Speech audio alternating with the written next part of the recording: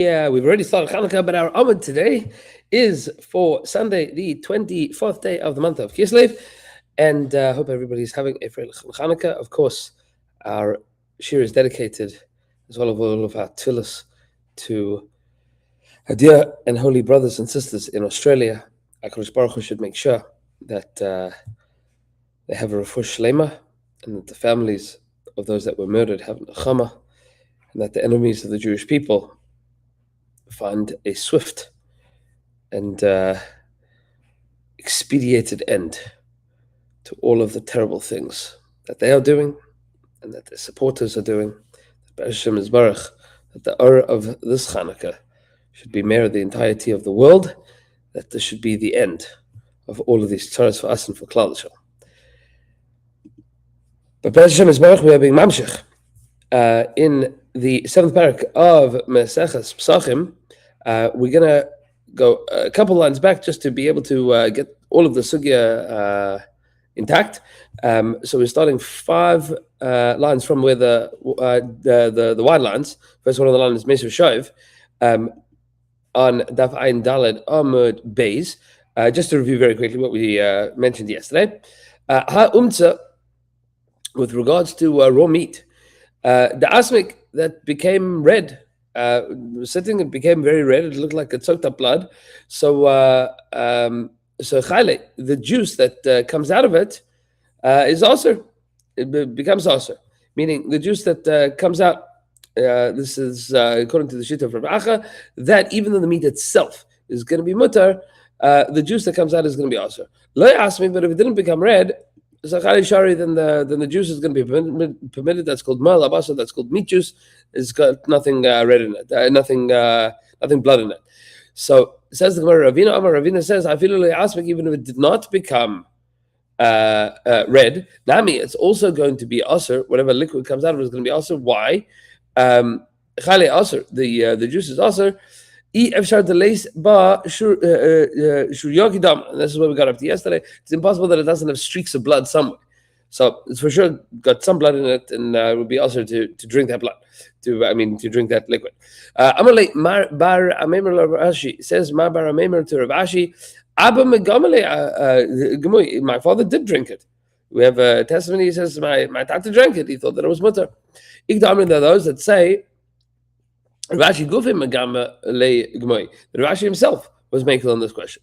Amar Le Mar Bar Amemer Rashi Mar Bar Amemer says to Rashi Abba, with regards to my father, Hay Khalid the Khalid Bey Chadazimna, vinegar that was once used for pickling meat, meaning for making the meat contract so that it didn't absorb any blood.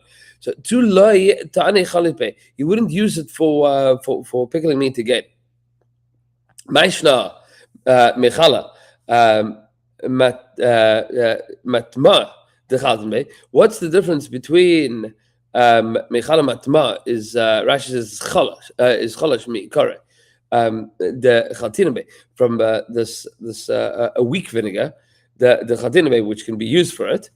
So Hasam there says the Gemara is a turning over the page. Likiyu depir be'ene. It has the acidity of the fruit that's inside of it, meaning fruit that vinegar that's made from fruit that has like a strong acidity to it. Hacha leisa likiyu depir be'ene. Yeah, it doesn't have the natural acidity of the fruit. So Rashi says it's the arishin, because the first thing that you pickled in it has already drawn out all of that tartness, all of the acidity, and therefore it's not going to work again. It's not that the liquid is aser; it just is now impotent. It has no capacity to tighten up the meat, to firm up the meat. That brine vinegar liquid isn't going to be able to be used again. Okay. Back to the sugyas that were discussed directly in the Mishnah on the top of Ayin Hey Amud Aleph. The Gemara on the second line quotes Ein Tzara Nasa Pesach. The halacha is that you're not allowed to roast the Korban Pesach on a grill. on some kind of grate. And then the Gemara told the story that Rabbi Gamliel told these Evet Tavi, go and put the Karban Pesach on a grill. So says the Gemara, Maisa listener, the whole story is a story that contradicts the din that we just said. Is this a machlokes? What's going on here? Says the Gemara, no. There's some information that's missing in the Mishnah. This is how you're supposed to learn the Mishnah. If the grill has holes in it, meaning it's a grill, it's not a griddle. Mutter. That's where it's mutter. That's where it's going to be mutter. Va'amar Rabbi Tzadok said, Ma'asav Rabbi Gamliel, Shamar Tavi Avda said to Tavi Yisavin, say, Utzlei lanu es haPesach al ha'askala minu keves.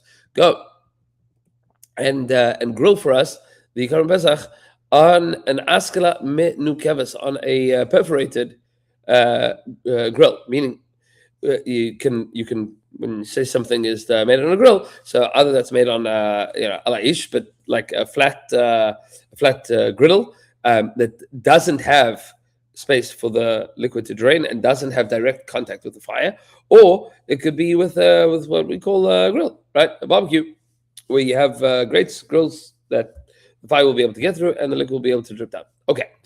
Ba'minei Rav China Bar Idi May Rav Ada Bar Abba. Rav China Bar Idi asked the following question from Rav Ada Bar Abba. And this is going to take us back to the sugyas on Chavav with regards to things that are asur b'hana'ah.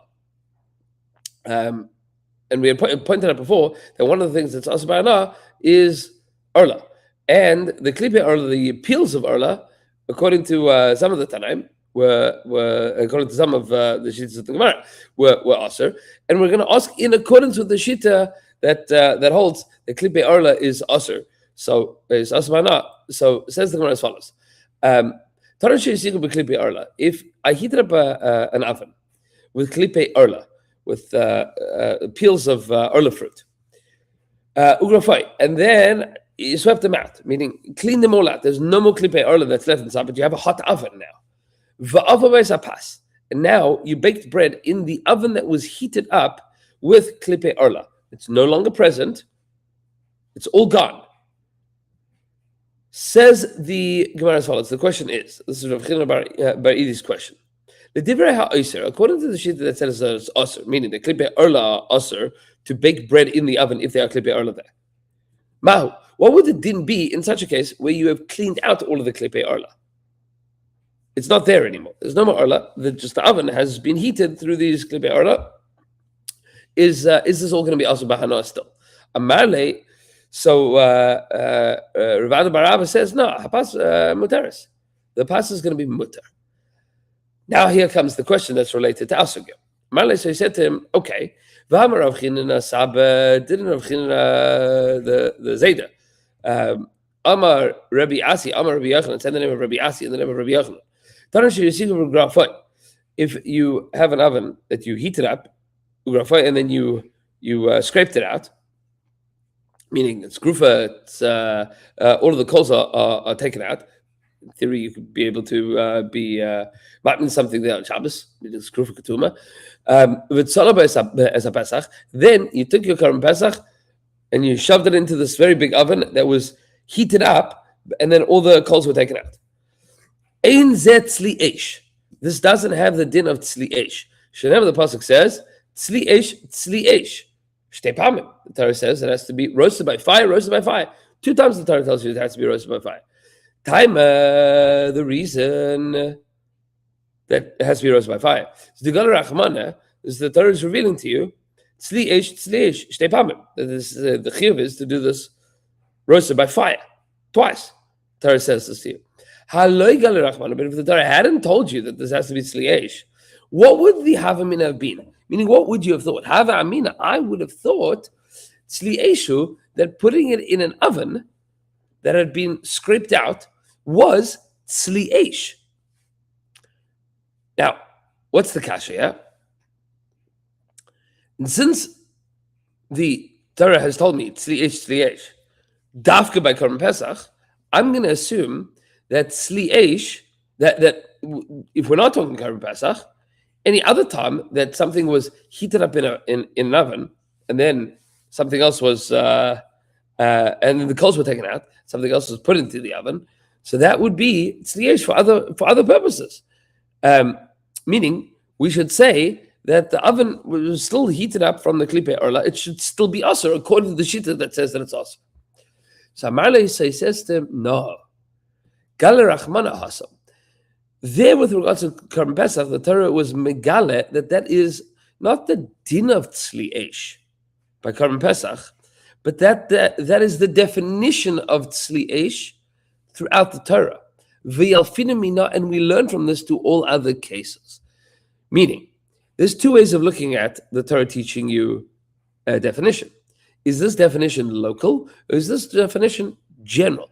Says Rashi, the way that the Gemara is now answering is tzli esh, the Dibra Masach tzli esh, beginning of the line, 10 lines down, so from the top. It's Karinim Bey. We call this tzli esh v'gabe eitze isura miya nitzar. And with regards to the eitzim of isur, that should also be asa.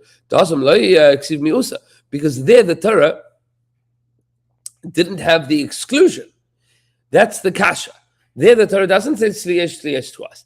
Says Rav Ada Barava, no. The Torah here is not telling you a mute. It's not coming to teach you a unique din. With regards to Karban Pesach, it's telling you a general definition of tzli esh throughout Kol Torah Kula, and that tzli esh means that the fire has to be present. Alternatively, there's another way of learning this whole conversation. Hasam, there, time at the cause of Rachman tzli esh, with regards to Karban Pesach, the reason that the Torah says tzli esh shtei pamim, haloiksiv Rachman tzli esh shtei pamim, if not for the fact that the Torah would have told you tzli esh twice, I would have thought that the Torah was concerned not about tzli esh, but about esh, that it has to have fire. That's the thing that the Torah was telling you is the primary din. Even if you swept out all of the coals, nami tzli eshu, maybe you would still have thought that that's called tzli esh. It's still called tzli esh, meaning it is heated up from something that was heated up by the fire. No problem. But yeah, with regards to the klipe orla, eitzim de isura kakapit. Yeah, the thing that the Torah cares about is eitzim de isura. Are there isurim present? Is there an isur involved here? Listen, and then you don't have it. Meaning, maybe these are two completely separate in him. It's not a question of tzli esh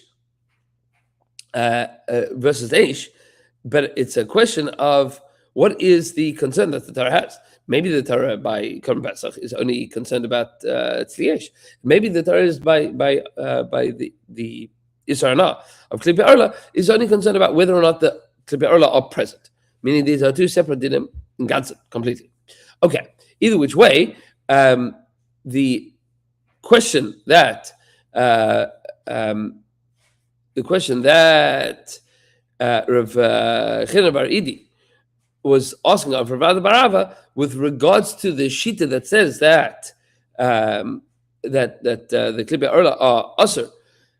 What about if you schlepped them out? Would that impact or not with regards to our definition for Karban Pesach? The answer is no. These are unrelated, either because the din in the Torah is unrelated, or because that which the Torah told you for Karban Pesach is true of everything. So there's no kasha. Tana Rabban, and the Brisa says as follows: what happens if you cut your Karban Pesach? Not cut up your Karban Pesach, but you cut into your Karban Pesach. You slice it up like you slice up a hot dog. Before you put it on the grill, make it grill quicker, right? To aid the grilling process, you make incisions in the meat. And then you put it on top of coals, right? So you put it directly on coals. You didn't put it on a roaring fire, but you put it on top of hot coals.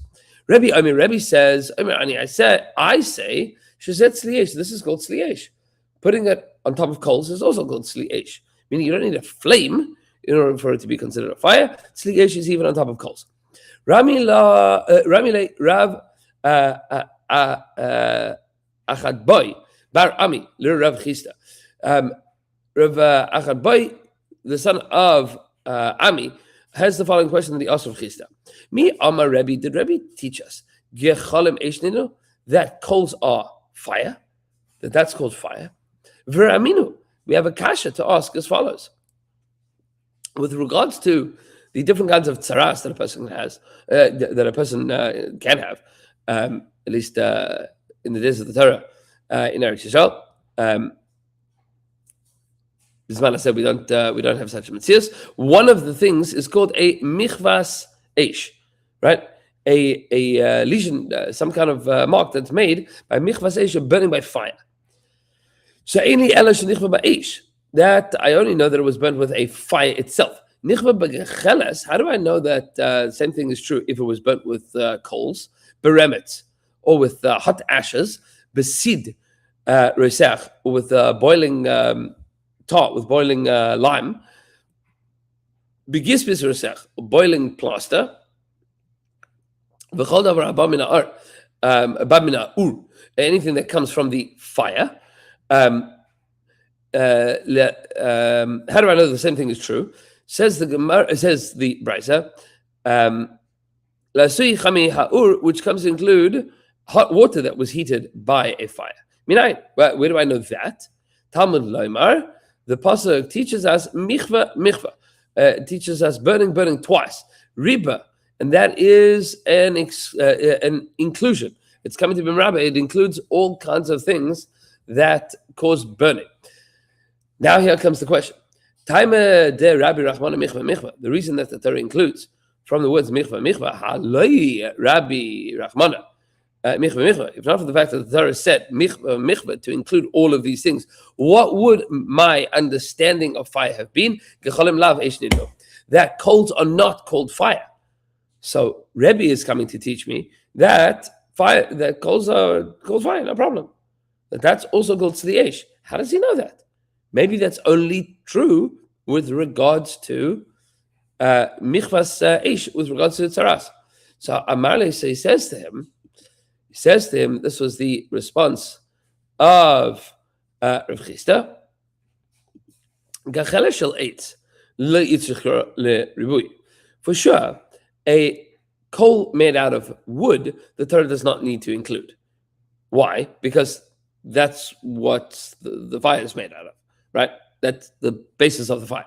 For sure, if you're not going to tell me that having it on top of a burning piece of wood is not called eish. For sure, that's called eish. What's the question? Ki itzich kra legacheles shamateches. What you do need the pasuk for is for the gacheles shamateches, a coal made out of metal. Now, this is an important concept, the gacheles shamateches, which comes up here, and it comes up in Maseches Shabbos with regards to the issur of being molid eish on Shabbos. It also is a fundamentally important halacha with regards to the halachas of electricity. When the original light bulbs were created, there was a shaila, is that called an issur on Shabbos? Which means, is it called an eish? Is it called a ner? This has important applications for Shabbos and for halakas ner Shabbos and for halakas ner Chanukah. One thing that is for sure true is that an incandescent light bulb is an issur d'oraisa, because lighting it is taking a filament, running a current through it, and then causing it to become a gacheles shel mateches, which means a burning piece of metal, a metal coal. Okay, but that's the question here. Is that called eish? Says the Gemara, hold on a second. You're telling me that there's a question of a gacheles shel mateches, and that's what has to be included by michvas eish for tzaras. Who says that they're not fire? Who says that it's not called eish? But with regards to the din of sreifa by bas kain, says the pasuk that bas kain is nice. That a bas kain, if she starts to act licentiously, so the punishment is sreifa. So how did they do shreifa? How do they? One of the Abramis is based in Pesachim. When we learn Sanhedrin, we'll go through all of the dinim. But the way that they would do the Abramis is based in, one of them was shreifa. How did shreifa work? Dirshu ba'ish tisarif.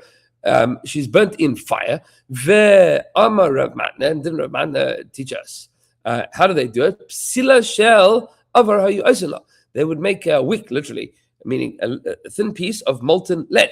That's how the shrefa worked. They pour it down the nisraf's throat, pour it down the throat of the person that's chayav shrefa. That's how they would do the shrefa, meaning that's eish. The din is ba'ish tisarif. She has to be burnt ba'eish, and the din is that's how you would do it. So that obviously means that a gachela shel mateches, that burning metal, is also called eish. Otherwise, it wouldn't fulfill the din of the pasuk. Says the Gemara, no, shani hasam. There, it's different. The Amar Krada, because the pasuk tells you, ba'eish tisarif, she has to be burnt in fire. Tisarif, to be burnt. L'rabbis call shreifas abaz min eish. That includes all kinds of shreifas that come from eish. Kol shekin eish asra. Certainly, that includes eish itself. And you're going to ask the question, well, what burnings don't come from fire? Hold that question. We're going to see. Well, maybe that means that we should wrap her up in bundles of wool and burn her, right? Maybe that's the best way to do it. It'd be super quick. Says the Gemara, no. Asa Shreifa Mibnei Aaron. We learn the Gzera Shava of Shreifa from the sons of Aaron. The sons of Aaron walked into the Kodesh HaKodashim, or maybe the Kodesh, it's much like this in Roshan, with an Eish Zara, and they were burnt, right? That's they were the Nisrafim, they were burnt there. How did that happen? So Ma'ala Halan Shefes Neshama V'Guf Kayim, there, just like there, their souls were burnt, but their bodies remained intact, meaning that the fire went in from Shemaim, went through their nostrils and burnt them internally. That's how they died. So to here, you burn the insides, neshama, the which means the capacity to hold the neshama. It comes from neshima, from breath. But the rest of the body remains intact. Says the Gemara, okay, good. Maybe we should make boiling water for her. Why do you make boiling lead? Make boiling water. So that's pour that down with her. So Mishum de Rav Nachman, because of that which Rav Nachman taught, the Amar Rav Nachman said, Amar the pasuk says, love your neighbor as you love yourself. Choose the nicest way to die, meaning the quickest, the most painless way to die, and to be burned from the inside with lead is instantaneous. To be burned from the inside with boiling water is a long and very painful ordeal. Says the Gemara, and now that we know the dinner of Nachman, why do you need the Gzera Shava of Shreifa to tell you about the Misa of the sons of Aaron, that it has to be the body remains intact and the Neshamas was burnt from the inside out? So, meaning, just choose the best way to go. So, Amri, they said, Ilav Gzera Shava, if not for the Gzera Shava, have Amina Shreifas Neshama, V'Guf Kayim, meaning, I would say, Shreifas Neshama V'Guf Kayim, burn the soul, the body remains intact. Lav Shreifa, that is not called Shreifa. Maybe I would think that that's not Shreifa at all. The body looks exactly the same as it did before. It's not called Shreifa. It's not called burning. V'i mishum the Rav Nachman, and what if you only knew the Rav Nachman's din of Baral Misa Yafa, v'havta recha kamecha, love your neighbor as you love yourself. That includes even the way that the Beis Din would execute people. So maybe make a really, really hot fire and have tons of bundles surrounding up, and then it would be instantaneous death, very, very quick death. So that way she would die very quickly. Kamash Malan, but that's not the case. It has to be quick and painless, and in such a way that the body remains intact. Says the Gemara, ve'ela ba'esh lamali. So why does the Torah say ba'esh? So meaning at the end of the day, the Torah says ba'esh, that it has to be in fire. And that's clearly not the case. So it says the Gemara, it says Rashi here, ela ba'esh lamali kevan de sevin l'rabbis kol ha'shefes. Since we are now going to include all things that are heated up by fire. So why do you need to say Eish at all? La fuke avri meikara. To exclude avri meikara means lead that is hot from its source.